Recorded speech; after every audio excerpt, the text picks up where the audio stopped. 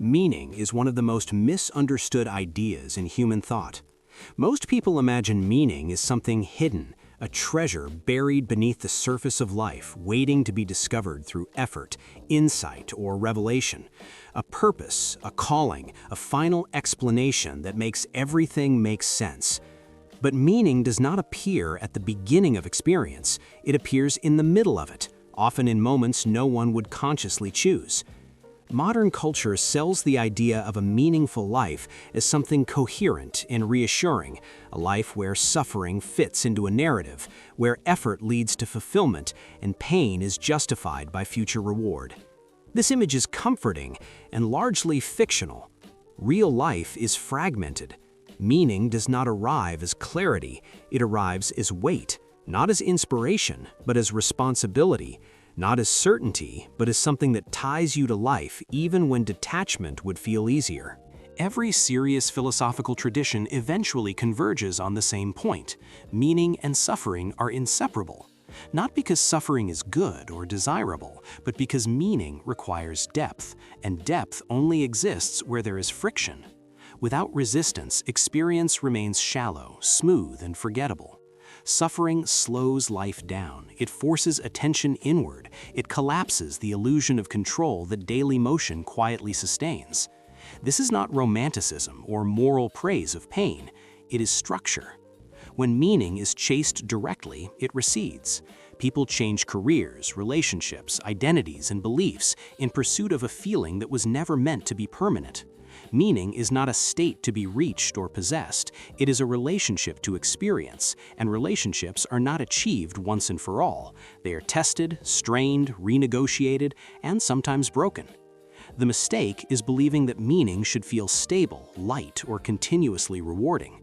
In reality, meaning often feels demanding because it binds you to life rather than offering an escape from it. Hardship does something comfort never can. It shapes. Under pressure, values are revealed, limits are exposed, and assumptions quietly collapse. This is not refinement or self-improvement in the way people like to imagine it. It is clarification. You do not become better in hardship. You become more precise. What matters sharpens. What was borrowed falls away. People often expect meaning to feel inspiring, uplifting, or motivating, but meaning frequently feels sobering instead. It carries responsibility, it demands endurance, it refuses shortcuts. Meaning ties you to life, even when escape would feel easier and detachment would feel safer.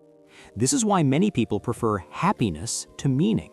Happiness is lighter, it asks less. Meaning is heavier because it binds you to consequence, care, and continuation. It does not promise comfort, it promises involvement, and involvement always costs something. This cost is not a flaw in meaning, it is the reason meaning has weight at all. There is no final answer that justifies everything. No cosmic explanation that resolves pain or renders loss reasonable. Philosophy does not offer comfort here. It offers honesty. Life does not explain itself. It unfolds. Meaning arises not from explanation, but from participation. Instead of asking what the meaning of life is, a more grounded question slowly emerges. What are you willing to carry? Meaning is not chosen freely or discovered in a moment of clarity. It is discovered through endurance, through staying when leaving is possible, through caring when detachment would be easier. This is where meaning begins to form, not as an idea, but as a stance. You stop waiting for life to make sense before engaging with it. You engage anyway.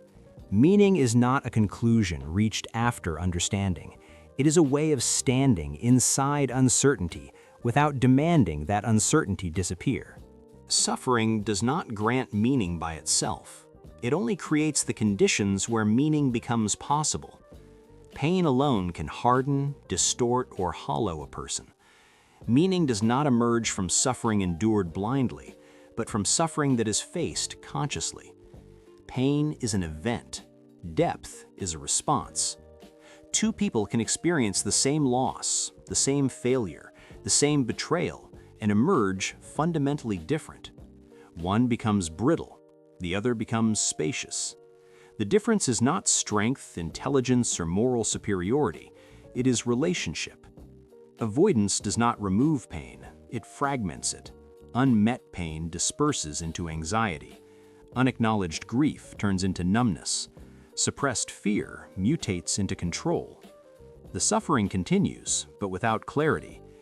Avoidance removes meaning because it removes contact. Meaning requires presence, even when presence hurts.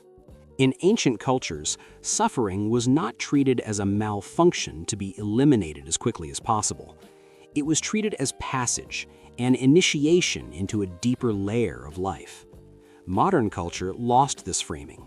Pain is now seen as interruption, something that went wrong, something that must be fixed immediately. But when suffering is rushed past, nothing is integrated. The experience passes through the body, but not through understanding. Comfortable narratives fail under pressure. Ideas about fairness, control, and deserving collapse when reality stops cooperating. This collapse feels destabilizing, and it is, but it also clears ground. What survives is no longer borrowed belief or inherited certainty. It is lived truth. Suffering exposes what cannot endure contact with reality and leaves behind what can. This is not improvement, it is subtraction, and subtraction changes what remains. Suffering sharpens attention. It strips away excess concern and narrows focus to what actually matters. Not because priorities were chosen wisely, but because everything else fell away. This is why suffering often brings clarity, not insight, but clarity. Pain itself is morally neutral. It is not noble. It does not teach lessons by default. It does not guarantee growth. Romanticizing suffering distorts reality, but denying its formative potential is equally dishonest.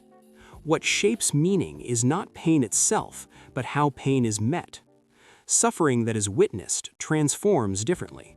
Whether witnessed by another person or by awareness itself, pain that is seen clearly loosens its grip. It does not disappear, but it stops defining identity. You experience pain without becoming it.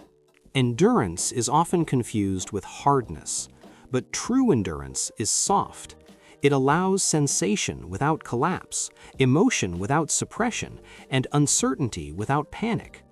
This form of endurance preserves humanity. It keeps the self permeable, and permeability is where meaning enters. Suffering does not teach lessons. It measures depth. It reveals how much reality can be held without distortion. Meaning grows in proportion to this capacity, not to suffering endured, but to suffering integrated.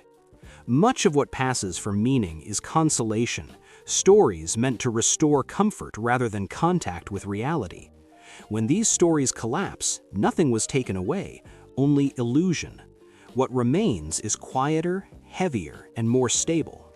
Meaning does not explain life, it orients it. It does not tell you why life hurts, it tells you how to stand while it does. This distinction matters. A person can live without answers. They cannot live without orientation. Early on, people bargain with meaning. If I endure this, something good will come. If I suffer correctly, it will be redeemed. This is still control, disguised. Meaning matures when bargaining ends. You stop demanding compensation from life. And paradoxically, life becomes easier to meet. Energy once spent resisting reality becomes available for living. Acceptance here is not approval, it is recognition. Recognition that life includes rupture, that fairness is not guaranteed, and that certainty is limited.